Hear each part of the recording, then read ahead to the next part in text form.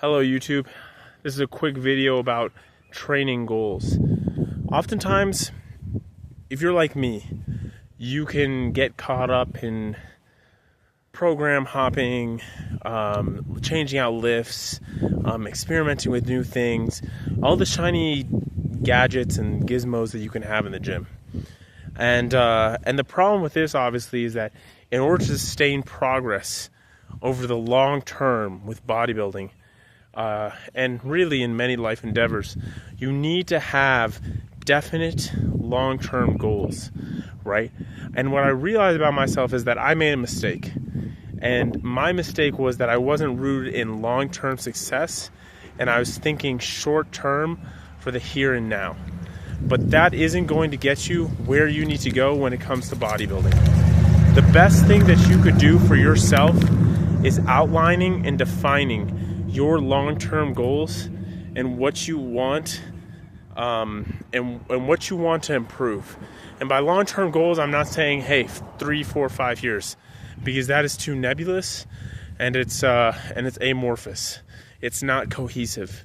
But if you can identify for yourself some things that you would like to accomplish by the end of this month, by the end of this year, those could be much more attainable and things that you can actually pursue from now that can be used as motivational factors for your training. And of course, once you set out those goals, and I highly recommend them be based on muscles and not certain strength standards, unless you are a strength athlete or power lifter, you can use metrics or measurements to set them up and also to gauge your progress. And this is going to be how I'm going to start tracking my training, because having weight goals is not ideal for aesthetics, not even for strength, I would say. And then sometimes using too subjective of a metric can make you wonder, like, did I really add size or something like that? And progressive overload, I made a video yesterday about how progressive overload is a metric, but it's not always the best metric depending on how you use it. So I'm going to quickly go over what metrics you can possibly use to track your results in the gym, and then how I think you should be integrating that into your programming. So the first metric that I am going to talk about is progressive overload.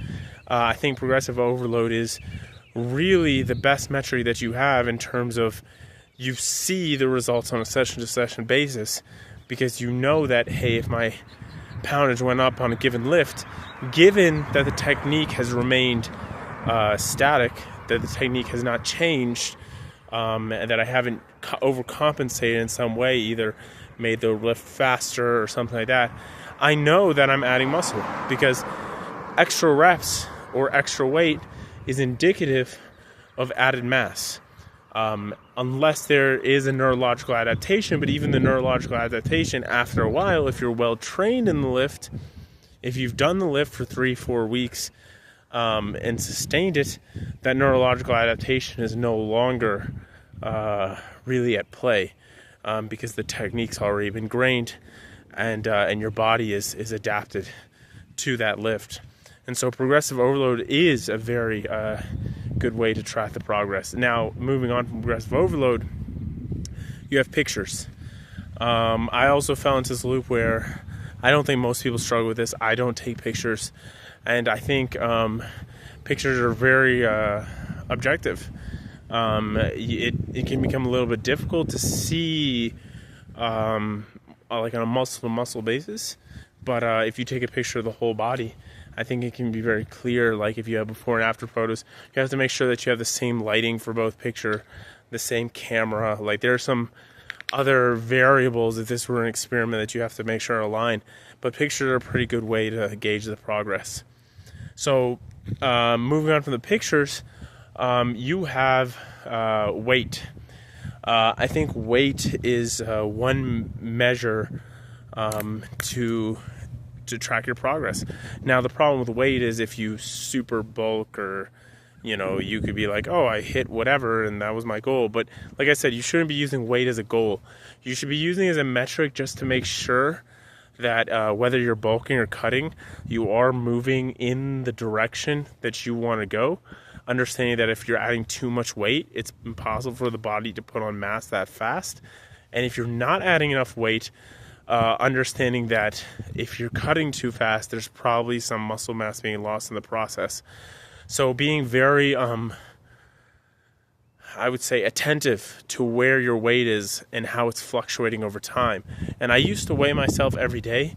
Obviously, I don't think that's necessary because your body retains a lot of water. And depending on, how often you go to the bathroom, when you're weighing yourself, yada, yada, that changes quite frequently. So I would say don't do that every day. What you could do is weigh yourself once a week. Have yourself a set day.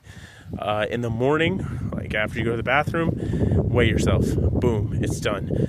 Don't do it at different times of the day or after a meal or something like that, because that can affect the weight. And use the same scale. Finally, I would say measurements. And this is something that I'm guilty of because I've only measured myself once.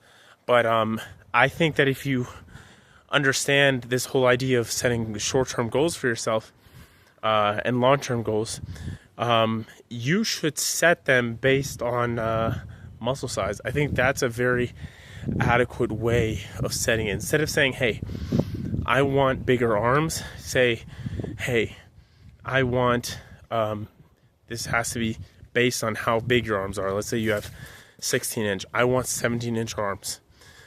That's something that's very, you could have in a year, right? So you set the measurement of where you are now, you set the measurement of where you want to be, and you use that as the motivating factor for your training. And you change the process of your training according to those measurements.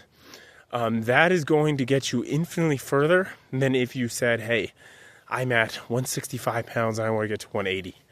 Or I'm at this sort of...